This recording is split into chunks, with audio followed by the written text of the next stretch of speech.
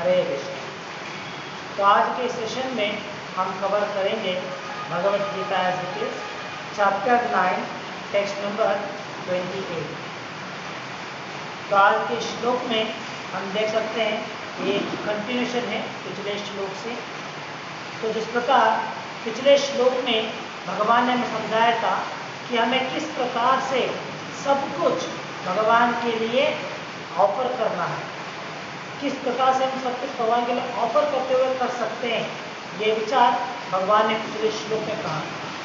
तो जब हम इसका अनुष्ठान अपने जीवन में करेंगे, जो भी हम करेंगे सब कुछ भगवान के लिए अर्पण करते हुए करेंगे, तो उसका परिणाम किस प्रकार से हो सकता है, ये विचार आज के श्लोक में भगवान हमें समझाते हैं। तो जैसे भौतिक संसार में जो भी हम कार्य करते हैं उसमें दो प्रकार के होते हैं। एक तो होता है पुण्य कार्य और दूसरा है पाप कार्य। पुण्य कार्य मतलब वो है जो शास्त्रों के अनुसार सही है, और पाप कार्य मतलब जो शास्त्रों में मना किया गया है। तो इस प्रकार एक व्यक्ति अपने स्वतंत्रता का इस्तेमाल करते हुए वो चाहे तो पुण्य कार्य कर सकता है या नहीं तो पाप कार्य कर सकता है। लेकिन हमने अभी तक इन सभी श्लोकों के द्वारा हमने समझा है कि चाहे एक व्यक्ति पुण्य का फल प्राप्त करे या पाप का फल प्राप्त करे, उसे भौतिक संसार में उसके फल को भुगतने के लिए यहाँ पे बंधन बना के रहना पड़ता है। तो अगर वो पुण्य का फल भी प्राप्त करेगा तो फिर भी वो मोक्ष प्राप्ति नहीं कर सकता, उसे फिर से भौतिक संसार में रहना पड़ता है और अपने पुण्य फल को उसे भुगतना पड़ता है। तो इसीलिए भगवान यहाँ पे कहते हैं कि हमें ना ही पुण्य कार्य करना है ना ही पाप कार्य करना है, बल्कि हमें निष्कामा, हमें अकर्म करना है। तो अकर्म क्या है? जो भगवान की संतुष्टि के लिए हम करते हैं उसे कहा था अकर्म। तो भगवान ने पिछले श्लोक में यही विषय कहा था, और भगवान ने कहा था everything you do it as an offering unto me. जो भी कार्य तुम करोगे वो कार्य मेरे लिए तुम अर्पण कर दो।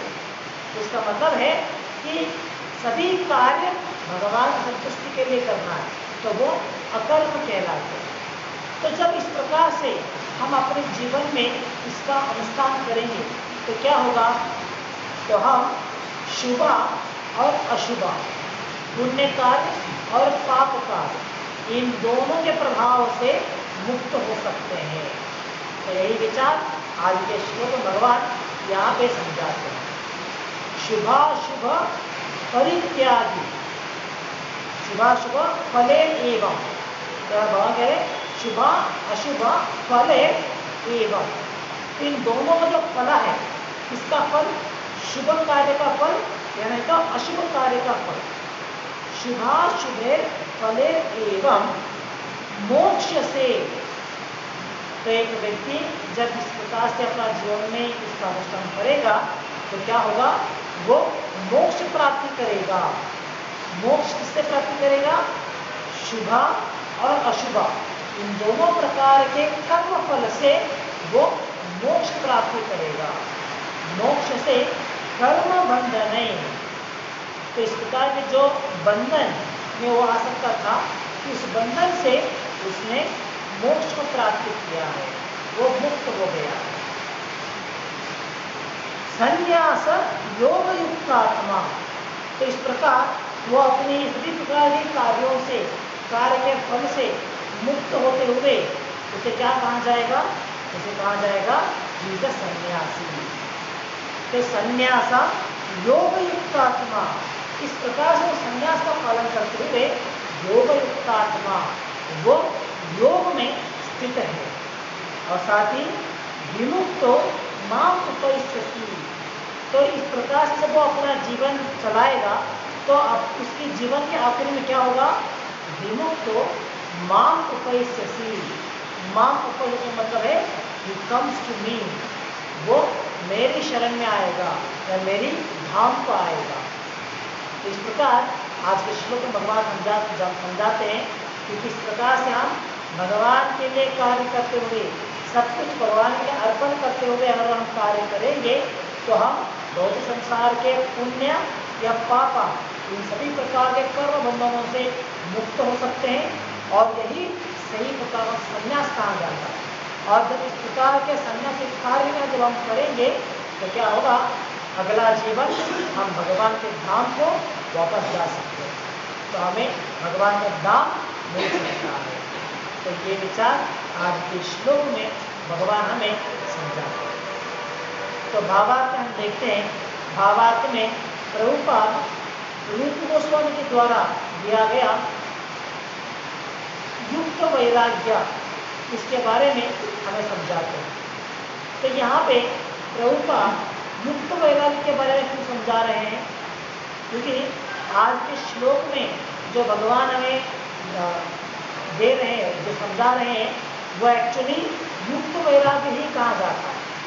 तो यहाँ पे युक्त वैराग्य मतलब क्या है, यहाँ पे वो कार्य तो कर रहे हैं लेकिन उस कार्य का फल उन्हें नहीं मिलेगा, चाहे वो पुण्य हो या पाप हो, उस फल से वो विचलित नहीं होते, बल्कि चाहे वो जो भी फल आएगा उस फल को भगवान की सेवा में अर्पण कर देते हैं। तो इसे टेक्निकली कहा जाता है युक्त वैराग्य। तो वैराग्य मतलब क्या कहते हैं, रेनाउंसिएशन। जैसे एक व्यक्ति अगर संसार की मोह माया को छोड़ के किसी भी प्रकार के आकर्षण को त्याग करते हुए अगर वो भगवान को प्राप्ति करने के लिए वो जंगल को चला जाता है या किसी पर्वत पर चला जाता है, तो इसे कहा जाता है कि अरे ये तो वैरागी है, इसे तो किसी प्रकार का मोह माया नहीं है, संसार की कोई भी बंधन उसे पकड़ के नहीं रख रहा है, तो उसे कहा जाता है हाँ इसने वैराग्य को प्राप्त कर लिया। इसी बात जब एक व्यक्ति अपनी भौतिक संसार को आनंद लेने के लिए, एंजॉय करने के लिए प्रयास करता है, तो उसे कहा जाता है अरे ये तो भोगी है। भोगी मतलब क्या है, जो अपने कर्म के फलों को अपने लिए एंजॉय करना चाहता है, तो उसे कहा जाता है भोगी। ये अपना कर्म के फल को भोग ले रहा है, उसे भोगने का प्रयास कर रहा है। तो ये भोगी जो है ये वैरागी का अपोजिट है। तो एक है वैरागी जिसने सब कुछ त्याग दिया, और दूसरा है भोगी जो सब कुछ पाना चाहता है। लेकिन वैष्णव सिद्धांत के अनुसार ये दोनों भी आध्यात्मिक नहीं कहा जाता, चाहे वो भोगी या वैरागी, ये दोनों भी स्पिरिचुअलिस्ट नहीं है। क्यों? कोई सोच सकता है अरे वैरागी तो सब कुछ त्याग किया है, उसने तो संसार को ही छोड़ के जंगल में जगह रह रहा है, तो फिर भी क्यों उसे स्पिरिचुअलिस्ट नहीं कहा जाता है? क्योंकि वैष्णव सिद्धांत कहते हैं कि अगर एक व्यक्ति इस संसार में रहने वाले सभी वस्तुओं को छोड़ के अपनी धन, अपनी फैमिली, इस सभी के प्रति अपनी व्यामों को त्याग करते हुए अगर वो जंगल को चाहता है, तो क्या कर रहा है एक्चुअली, वो एक घर को छोड़ के दूसरे घर का आश्रय ले रहा है। क्योंकि चाहे वो जंगल में जा सकता है या पर्वत में जा सकता है, ये जंगल और पर्वत ये किसके हैं? ये भी स्वयं भगवान के हैं। तो जो उसने छोड़ दिया, जो समाज या घर, जो धन उसने छोड़ दिया था, वो भी स्वयं भगवान के ही थे। वो तो अपनी गलत फहमी के कारण सोच रहा था कि ये सब कुछ मेरा है, और जब उसे ये ज्ञात होता है कि सब कुछ मेरा नहीं है, तो उसने उसे त्याग तो कर दिया है, लेकिन फिर भी वो आश्रय ले रहा है जंगल में। तो जंगल में उसे अपना जीवन चलाने के लिए, उसे खाने के लिए वो फल लेगा, वहाँ से अपने लिए आश्रय बनाने के लिए, आश्रय के लिए किसी गुफा का सहारा लेगा या किसी पेड़ के सहारा लेगा। तो इस प्रकार जो वो जंगल में आश्रय ले रहा है, वो सब कुछ भी वही भगवान कृष्ण का है। तो जो उसने त्याग दिया था यहाँ पे वो उसने फिर से अपना रहा है, तो इसीलिए इसे सही प्रकार का वैराग्य नहीं कहा जाता। इसे कहते हैं फल्गु वैराग्य। फल्गु वैराग्य मतलब क्या है? Temporary renunciation. जब टेम्पररी मिलता है, टेम्पररी जो वैराग्य भावना रखते हैं, तो उसे कहा जाता है फल्गु वैराग्य। तो ये सही वैराग्य नहीं कहते। इसके लिए एक उदाहरण देते हैं प्रभुपाद। जैसे मान लीजिए किसी के घर में कोई करीबी रिश्तेदार का मृत्यु हो गया है। जैसे एक व्यक्ति का बीवी हो सकती है, या पुत्र हो सकता है, या उसके पिता हो सकते हैं। तो जो उसके बहुत ही करीबी थे, अगर उसका मृत्यु हो जाता है, तो आप देख सकते हैं उस व्यक्ति को उसके जीवन में किसी भी वस्तु के ऊपर उसे आशा नहीं रहता। जब उस घर में अगर आप जाएंगे जहाँ पे मृत्यु हुआ है, उस घर में आप देख सकते हैं एक शमशान मौन क्या रहता है। मतलब वहाँ पे किसी के भी चेहरे पे आनंद नहीं है, खुशी नहीं है। वो पूरी तरह से वैराग्य में डूब गए हैं। जब वो लोग उस शरीर को शमशान को लेके जाते हैं, वहाँ पे उनकी पद्धति के अनुसार उसे जलाते हैं या नहीं तो जमीन में गाड़ देते हैं। तो उसके बाद में आप देख सकते हैं उस व्यक्ति को संसार के किसी भी सुख में आनंद नहीं मिलेगा। उसे ऐसा लगता है कि मुझे कुछ भी नहीं चाहिए, ये सब कुछ टेम्पररी है।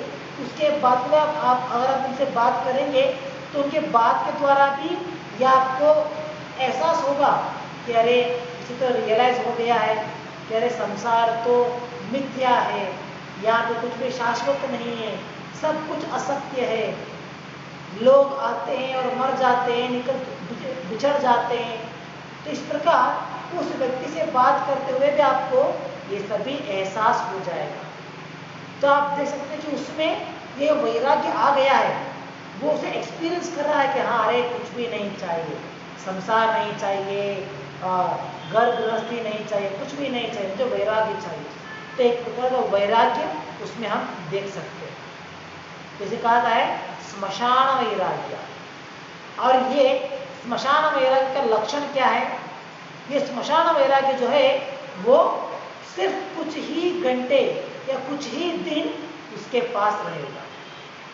तो जो व्यक्ति अपने करीबी रिश्तेदार को खोया है, उसके पास ये स्मशान वैराग्य थोड़े समय के लिए हो सकता है। उसके बाद में कुछ दिनों के बाद आप देख सकते हैं वो फिर से अपना जो नॉर्मल जीवन है वो नॉर्मल जीवन बिताना चालू करेगा। उसमें जो रेनाउंसिएशन था वो आप नहीं देख पाते, जो वैराग्य था वो नहीं देख पाते। वो फिर से आनंद से अपना जीवन को चला रहा है, बहुत खुशी से अपना कारोबार चला रहा है, सब कुछ वो कर रहा है। तो जो वैराग्य उसने शमशान में दिखाया था, वो वैराग्य कहाँ गया? वो वैराग्य समय के साथ निकल गया। तो इसी तरह से कहते हैं शमशान वैराग्य, या नहीं तो मरकट वैराग्य भी उसे कहा जाता है। तो इस प्रकार की जो वैराग्य है ये ज़्यादा दिन नहीं रहता, ज़्यादा समय नहीं रहता। तो इसीलिए इस प्रकार के वैराग्य को कहा जाता है फल्गु वैराग्य भी कहा जाता है। तो इसी बात ही एक व्यक्ति जब संसार को छोड़कर जंगल को चले जाते हैं तो वो भी इसी प्रकार का वैराग्य है। तो उन्होंने एक मोह तो छोड़ दिया है, लेकिन दूसरे मोह को उन्होंने स्वीकार कर लिया।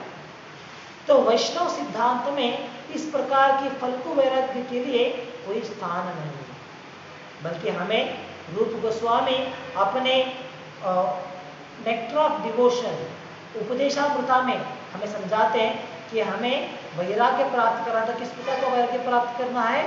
वो है युक्त वैराग्य। युक्त वैराग्य को प्राप्त करना है। तो युक्त वैराग्य मतलब क्या है? युक्ता मतलब आप कहते हैं युक्ति, इसे कहते हैं इंटेलिजेंस। इसका एक अर्थ है इंटेलिजेंस या बुद्धि। तो युक्त वैराग्य मतलब जो वैराग्य हम भक्ति योग में दिखाते हैं, जहाँ पे अपनी बुद्धि का इस्तेमाल किया जा रहा है, उसे कहा जाता है युक्त वैराग्य। तो क्या है युक्त वैराग्य? इसके लिए एक उदाहरण देख सकते हैं। इसे रूप गोस्वामी जी कहते हैं कि एक व्यक्ति जो भक्ति योग में आगे बढ़ रहा है, तो भक्ति योग का सिद्धांत को समझते हुए वो किसी भी वस्तु को त्याग नहीं करेगा। देखिए, किसी भी वस्तु को त्याग नहीं करेगा, लेकिन वो सभी वस्तुओं को उसके जो स्वामी हैं, उसके स्वामी के सेवा में उसका उपयोग करेगा। वो उस वस्तु को अपने लिए इस्तेमाल नहीं करेगा, अपने सुख के लिए इस्तेमाल नहीं करेगा, लेकिन उसके जो स्वामी हैं, उस स्वामी के लिए उसका इस्तेमाल करेगा। तो इसे कहा जाता है युक्त वैराग्य। तो यहाँ पे एक भक्त अपनी भक्तियों की साधना में युक्त वैराग्य का पालन करते हैं। तो युक्त वैराग्य जो है, ये सही प्रकार का वैराग्य कहा जाता है। ये फल्गु वैराग्य नहीं है, कुछ समय के लिए रहेगा बाद निकल जाएगा, नहीं। ये कंटिन्यूसली हम इसका प्रैक्टिस कर सकते हैं और इसके द्वारा हम भक्ति में भी आगे बढ़ सकते हैं और साथ ही इस भौतिक संसार की इस मोह माया से मुक्त भी हो सकते हैं। तो इसके लिए एक उदाहरण देख सकते हैं। जैसे मान लीजिए, अगर रास्ते पर चलते हुए अगर आपको एक पर्स मिलता है, तो उस पर्स में बहुत सारा धन होगा, बहुत सारा कैश उसमें रखा हुआ है। तो एक व्यक्ति उस पर्स को देखता है, वो सोचता है कि अरे मुझे इस प्रकार ये नहीं होना चाहिए। तो वो क्या करता है, वो सोचता है कि ये मेरा नहीं है, ये मुझे बिलोंग नहीं करता है। तो इसलिए क्या सोचता है, उसे वो त्याग देता है, मतलब उसे वहीं पे फेंक के चला जाता है। वो सोचता है कि अरे ये मेरा नहीं है, तो इसे मैं नहीं ले सकता। तो कोई कहते हैं हाँ ये तो अच्छी बात है, इसने अच्छा काम किया, उसने वैराग्य दिखाया, लेकिन वो सही नहीं था। दूसरा व्यक्ति आएगा, वो सोचेगा, वो पर्स देखता है, अरे इसमें तो इतना सारा पैसा है, इसे तो इतना सारा धन है, तो मुझे क्यों इसे यहीं पे छोड़ना चाहिए, मुझे मिला है तो मुझे इसे एंजॉय करना है, तो वो अपने लिए रख लेता है। तो ये भी एक प्रकार का चोरी हम कह सकते हैं। तो उसके लिए उसे उसका कर्म मिलेगा। लेकिन इन दोनों का जो कार्य है वो दोनों भी गलत है एक्चुअली। तो अगर मान लीजिए जब तीसरा व्यक्ति आएगा, अगर वो उस पर्स को उसे मिलता है तो वो देखता है, तो वो सोचता है कि हाँ ये धन मेरा तो नहीं है, ये मैं अपने लिए इस्तेमाल तो नहीं कर सकता, लेकिन मैं इसे यहाँ पे छोड़ भी नहीं सकता। तो वो क्या करेगा, एक अच्छे नागरिक होते हुए, एक अच्छा व्यक्ति होने के नाते वो क्या करेगा, वो पर्स किसे बिलोंग करता है उसे ढूंढेगा। उसमें कुछ भी आइडेंटिटी कार्ड होगा, कुछ रिसिप्ट होगा, उसे ढूंढेगा और जिससे ये बिलोंग करता है उसे पहुंचा देगा। मतलब उसका इस्तेमाल वो उस व्यक्ति के लिए करेगा जिसका वो स्वामी है। तो इसका जो एजेंडा है, इसका जो कार्य है, उसे हम कह सकते हैं सही है, और इसे कहा था युक्त वैराग्य। तो उसने उस पर्स को वहां पे छोड़ भी नहीं दिया त्याग करते हुए, अरे मैं त्यागी हूं, मैं उसे त्याग कर दूंगा, नहीं, उसने उसे अपने पास रखा। लेकिन अपने पास क्यों रखा, अपने लिए नहीं रखा है, बल्कि उसका जो स्वामी है, उसका जो ओनर है, उसे ढूंढ के उसे वो देने के लिए अपने पास रखा है, और उसे वो ढूंढ के उसे वो हैंडल भी कर देता है। तो उसे कहा जाता है युक्त वैराग्य। तो इसी प्रकार एक भक्त क्या करते हैं, भौतिक संसार में इतने सारे चीजों को हम देख सकते हैं।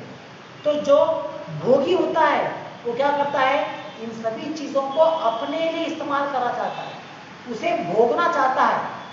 तो इसीलिए उसे उसका कर्मफल भुगतना होगा।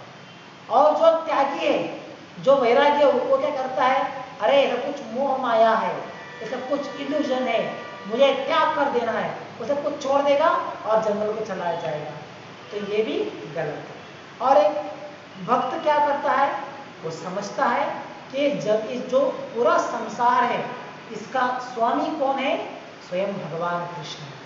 तो वो इस स्वामी होने के नाते यहाँ पे जो भी वस्तु है, इन सभी वस्तुओं को भगवान की सेवा में इस्तेमाल करना चाहिए, क्योंकि वही इसके स्वामी है, तो इसलिए इसे भगवान की सेवा में इस्तेमाल करना चाहिए। तो एक भक्त क्या करता है, हर एक वस्तु को अपने लिए यूज नहीं करता, बल्कि उसे भगवान की सेवा के लिए यूज करता है। तो इसीलिए एक भक्त को हम कह सकते हैं इज अ परफेक्ट रेनाउंसिएशन, उसमें परिपूर्ण वैराग्य हम देख सकते हैं। और ये जो वैराग्य वो पालन कर रहा है उसे कहा जाता है युक्त वैराग्य। इसीलिए हम देख सकते हैं डिवोटीज जो है, जो पूरी तरीके से भगवान की सेवा में लगे हुए हैं, भगवान के प्रचार में लगे हुए हैं, वो सभी डिवोटीज सभी प्रकार के वस्तुओं को इस्तेमाल करते हैं। चाहे वो एक नई टेक्नोलॉजी हो सकता है उसका इस्तेमाल भी करेंगे, कुछ इलेक्ट्रॉनिक गैजेट हो सकते हैं उसका इस्तेमाल करेंगे, मोटर कार हो सकता है उसका इस्तेमाल भी करेंगे। वो इन सभी वस्तुओं का इस्तेमाल किसके लिए कर रहे हैं? अपने लिए नहीं करते, बल्कि भगवान की सेवा के लिए इस्तेमाल करते हैं, भगवान के लिए प्रचार करने के लिए उसका इस्तेमाल किया जाता है। तो इस प्रकार एक भक्त सभी वस्तुओं को भगवान की सेवा में इस्तेमाल करते हुए उसका यूज करते हैं। तो इसीलिए वो सब कुछ यूज भी कर रहा है, लेकिन फिर भी वो एक सन्यासी है, इज अ रेनाउंसिएट। उसमें उसे सन्यासी हम कह सकते हैं। वो सब कुछ यूज करता है, लेकिन किसके लिए यूज करता है? भगवान की सेवा के लिए यूज करता है। तो ये एक भक्त का लक्षण होता है। तो श्रील प्रभुपाद जब पाश्चिमात्य देश में प्रचार करते थे तो उस समय कभी कभी प्रभुपाद को रिसीव करने के लिए, प्रभुपाद को ट्रैवल करने के लिए उनके भक्त क्या करते थे, उनके जो डोनर्स होते थे, बड़े बड़े दानी होते थे, उनके तरफ से एक कार का इस्तेमाल करते थे।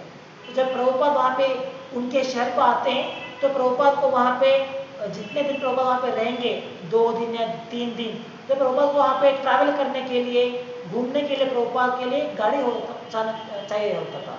तो उनके लिए एक महंगी से महंगी गाड़ी लेके आते थे। तो कहाँ से लेके आते थे? जो उनके मंदिर के जो मेंबर्स होते थे, डोनर्स होते थे, उनसे वो उस गाड़ी को लेके आ जाते थे 2-3 दिन के लिए यूज करने के लिए। तो प्रभुपाद इस प्रकार के बड़े बड़े गाड़ियों में वहाँ पे घूमते थे। तो एक रिपोर्टर पूछते हैं प्रभुपाद से कि अरे आप तो सन्यासी हो, you are renounced, you are a monk, तो आप सन्यास होने के बाद भी आप इस प्रकार के BMW, बेंच, इतने बड़े बड़े महंगी गाड़ियों में घूमते हो, तो एक ऐसा सन्यास है। तो इसके लिए हंसते प्रभुपाद कहते थे, यस आई एम अ सन्यासी and I use this vehicle. तो मैं एक सन्यासी हूँ और मैं इस गाड़ी का इस्तेमाल भी करता हूँ। लेकिन इस गाड़ी का इस्तेमाल किसके लिए हो रहा है? प्रभुपाद थोड़ी वहाँ पे साइट सीन के जाते थे, या चलो बीच पे जाएंगे, या नहीं तो कहीं पे साइट पे जाएंगे देखने के लिए, नहीं। Prabhupada was travelling for preaching, प्रचार करने के लिए प्रभुपाद वहाँ पे घूमते थे। तो प्रचार करने के लिए जो उनके लिए साधन चाहिए था वो उसका इस्तेमाल करते थे। और उनके शिष्य एक अपने गुरु के लिए सेवा के रूप में वो क्या करते थे, वो चाहते थे कि अच्छी से अच्छी गाड़ी, बढ़िया सा सुविधा उनके लिए दिया जा सके। तो ये इच्छा भक्तों का होता था। उसके अनुसार वो प्रभुपाद के लिए ऑफर करते थे इतने अच्छी अच्छी गाड़ी, और प्रभुपाद उसका इस्तेमाल करते थे। तो इसे कहते हैं युक्त वैराग्य। इसी प्रकार हम देख सकते हैं सभी डिवोटीज मोबाइल फोन यूज करते हैं, लैपटॉप यूज करते हैं, सभी टेक्नोलॉजी यूज करते हैं। कभी तो ये प्रश्न उठा तो पूछते हैं, अरे आप तो साधु हो, आप क्यों मोबाइल फोन का इस्तेमाल कर रहे हो, आप क्यों लैपटॉप यूज करते हो? हम देख सकते हैं कुछ और लोगों को जो सन्यासी होते हैं, वैराग्य होते, तो कहते हैं कि हमारा जेब हमेशा खाली रहता है, हम लोग जेब में मोबाइल नहीं रखते, हमारे जेब में पैसा नहीं होता है। तो वो इसीलिए फेमस होते हैं, लोग उनके बारे में तारीफ करते हैं, अरे देखिए ये साधु जो है, इनके पास मोबाइल फोन नहीं है, इनके पास जेब में कभी भी एक पैसा भी नहीं होता है, तो ये सही प्रकार के साधु है। तो इस प्रकार से लोगों ने आइडेंटिफाई भी करते हैं। लेकिन ये सही वैराग्य नहीं कहा जाता। सही वैराग्य तो वो है जो सभी वस्तुओं को उसका स्वामी जो है उस स्वामी के सेवा में लगाए, इसे कहा जाता है युक्त वैराग्य।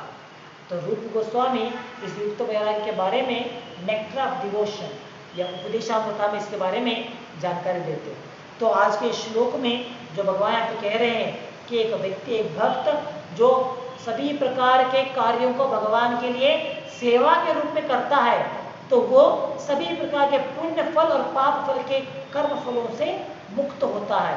तो इसीलिए वो जो वैराग्य का पालन कर रहा है वो युक्त वैराग्य का पालन कर रहा है।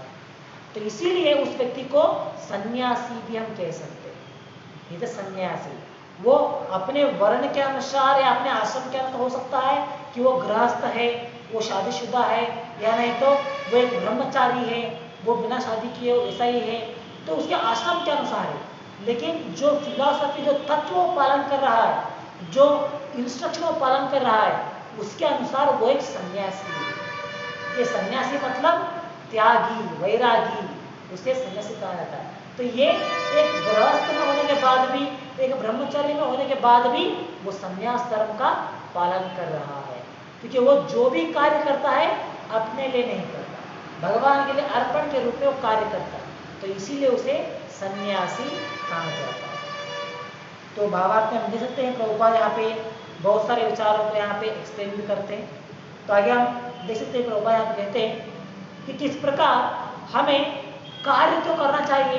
तो ये भौतिक संसार में कोई भी व्यक्ति बिना कार्य करे नहीं रह सकता, हर एक को किसी ना किसी प्रकार कार्य तो करना ही पड़ता है। जैसे तीसरे अध्याय में भी हमने देखा था, भगवान ने यहाँ पे कहा था कि कर्म जो है, एक्टिविटी सभी लोगों को करना चाहिए।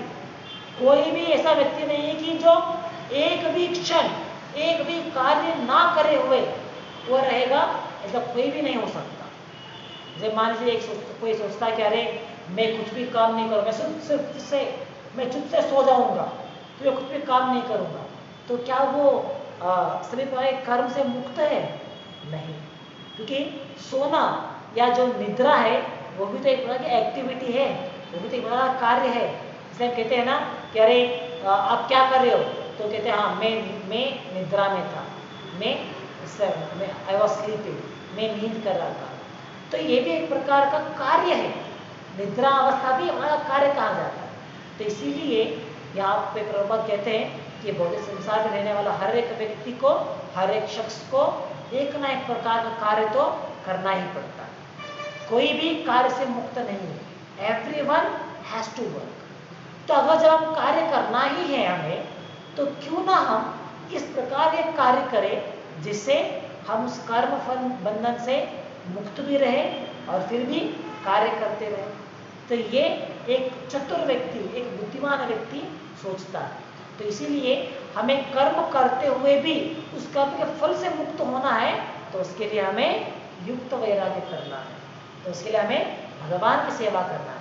सभी प्रकार के कार्य जो हम करेंगे, उन सभी कार्य को भगवान के लिए अर्पण करना है। तो जो भी हम कार्य करते हैं, इट शुड बी डन, उसे करना चाहिए भगवान की संतुष्टि के लिए।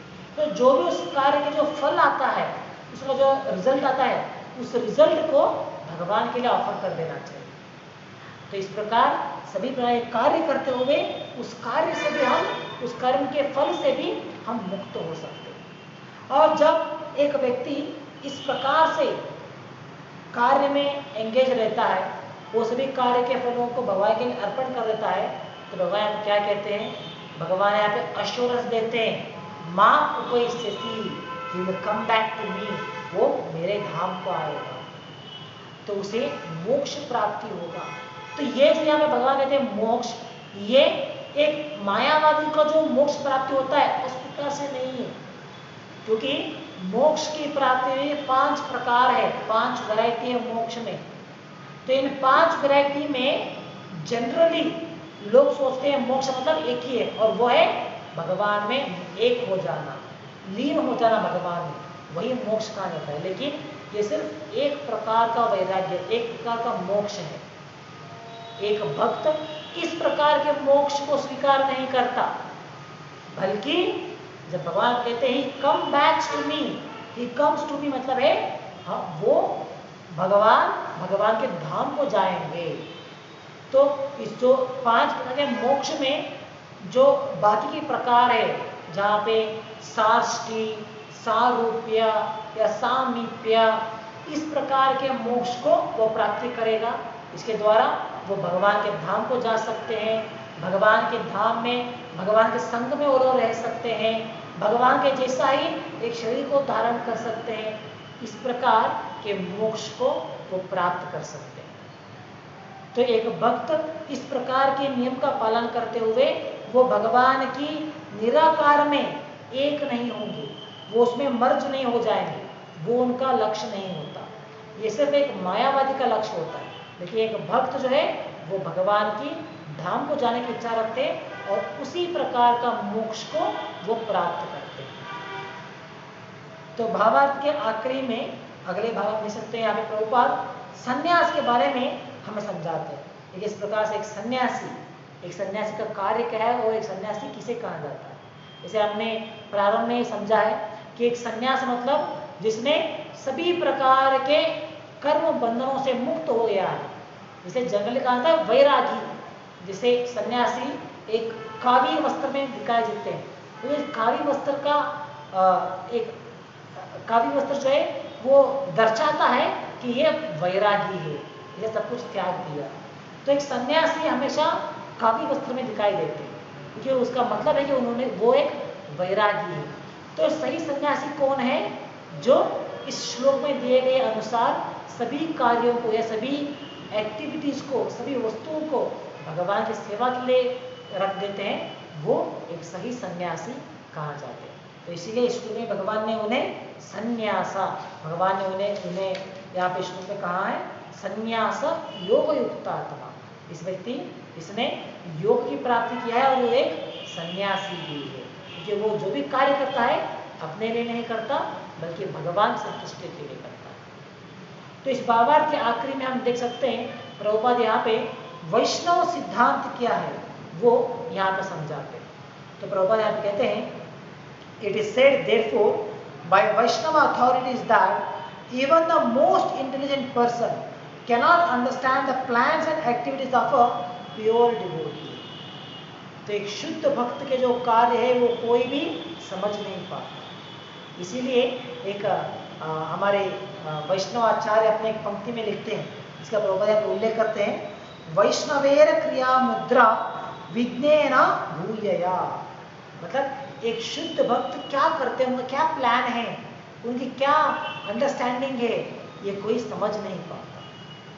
क्योंकि जो नॉर्मल व्यक्ति होता है वो सोचते हैं कि अरे ये तो हमारे से काम कर रहा है, इनकी एक्टिविटी जो है वो तो एक नॉर्मल व्यक्ति की एक्टिविटी जैसा है, लेकिन वो समझ नहीं पाते कि ये शुद्ध भक्त जो कार्य कर रहे हैं ये सिर्फ भगवान के लिए करते हैं। तो इसलिए इस शुद्ध भक्ति की जो उनकी प्लान क्या होती है, उनकी प्लानिंग्स क्या होती है, ये एक आम व्यक्ति भी जो बड़े बुद्धिमान हो सकता है, लेकिन फिर भी वो समझ नहीं पाता। A person who is thus always engaged in the service of the Lord, is always thinking or planning how to serve the Lord, is to be considered completely liberated at present and in the future। तो जो सिर्फ हमेशा भगवान की सेवा में लगा हुआ है, हमेशा भगवान की सेवा में विचार करता रहता है कि भगवान की सेवा कैसे करना चाहिए, किस प्रकार से सेवा कर सकते हैं, कैसे भगवान के प्रचार हो सकता है, तो जो हमेशा इसी प्रकार के विचार में लगा हुआ होता है वो शुद्ध भक्त है। वो कभी भी भौतिक संसार के बंधनों में नहीं आता। तो ये जो नियम भौतिक संसार के नियम आते हैं वो नियम उन्हें लागू नहीं होते। वो आज भी मुक्तात्मा है और आगे आने वाले समय में भी वो मुक्तात्मा ही रहेगा। So his going home back to Godhead is guaranteed. He is above all material criticism, just as Krishna is above all criticism। तो जिस प्रकार भगवान कृष्ण इस भौतिक के सभी नियमों से परे हैं, तो इसी प्रकार एक शुद्ध भक्त भी भौतिक संसार के सभी नियमों से वो परे होते हैं, क्योंकि वो भौतिक संसार के भाग नहीं होते, वो ऑलरेडी मुक्तात्मा है। तो ये एक शुद्ध भक्त का स्थान होता है। तो इसीलिए वैष्णव सिद्धांत के अनुसार हमें समझना चाहिए कि एक व्यक्ति किस प्रकार के कार्य करना है, किस प्रकार से सभी कार्य को भगवान की सेवा में लगाना है और किस प्रकार से इस युक्त वैराग्य का पालन करना है। ये सभी विचार आज के श्लोक से हम समझ सकते हैं। तो जब हम इन विचार को पढ़ते हैं, समझते हैं, तो इसे सिर्फ हमें सुनना ही काफ़ी नहीं है, बल्कि इसे अपने जीवन में अनुष्ठान भी करना है। तो इसीलिए इन सभी विचारों को अपने जीवन में अनुष्ठान करते हुए हमें हमेशा यह सोचना चाहिए कि जो भी मैं कार्य करूँगा, इस कार्य से भगवान किसे प्रसन्न कर सकता है। जो भी मैं एक्टिविटी करूँगा, इस एक्टिविटी से भगवान की प्रसन्नता कैसे किया जा सकता है, और जो भी वस्तु मेरे पास है, इस वस्तु को भगवान की सेवा में कैसे लगा सकता हूँ। तो इस प्रकार से हमें प्रयास करना है अपने जीवन में इन विचारों को इम्प्लीमेंट करना चाहिए। तब जाके हम भक्ति के इस मार्ग में आगे बढ़ सकते हैं और भगवान के धाम को जाने का प्रयास कर सकते हैं। इस अध्याय में जो भगवान हमें समझा रहे हैं ये बहुत ही कॉन्फिडेंशियल नॉलेज है। ये सभी ज्ञान जो भगवान यहाँ पे दे रहे हैं शास्त्रों के किसी भी भाग में इतने आसानी से नहीं मिल जाएगा। बहुत ढूंढने के बाद, खोज करने के बाद शास्त्रों के तल में हमें ये विचार प्राप्त हो सकता है। तो इन विचारों को भगवान इस अध्याय में हमें समझा रहे हैं, इसीलिए इस अध्याय का नाम है मोस्ट कॉन्फिडेंशियल नॉलेज। तो इस कॉन्फिडेंशियल नॉलेज को अगर जब हम स्वीकार कर रहे हैं तो उसे हमें अपनाना चाहिए, अपने जीवन में इम्प्लीमेंट करना चाहिए और इसका पालन करना चाहिए। तो इस प्रकार हमें इसका पालन करते हुए, भक्त बनते हुए भगवान के धाम को जाने का प्रयास करना चाहिए। तो यहाँ पे हम समाप्त करेंगे आज के लिए। ग्रंथराज श्रीमद् भगवद गीता की जय। जगत गुरु श्रील प्रभुपाद की जय। हरे कृष्ण।